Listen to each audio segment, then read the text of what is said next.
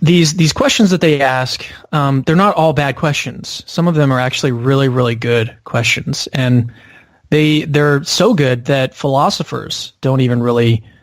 Well, I won't say that they don't know the answers, but philosophers disagree, and they investigate these questions like, okay, so here's one. So do we start out knowing some things, or do we have to have an account of what knowledge is first? That's a question that philosophers disagree about and investigate and write about and publish articles on and all that kind of stuff. And so these questions actually work their way into these discussions. And so in some cases, if these questions seem difficult, it's because in some cases they just are difficult.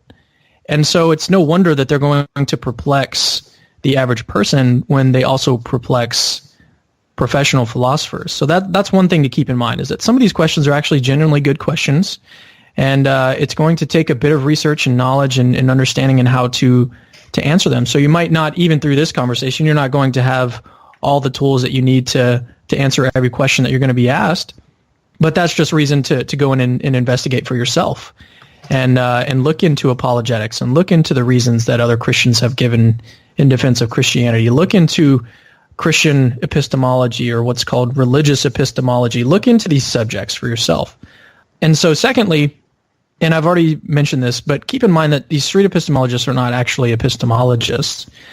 They haven't, the vast majority, if not all of them, haven't even picked up a single book on the subject, and especially not a Christian book talking about religious epistemology. Their training materials actually focus on the psychology of belief rather than on epistemology.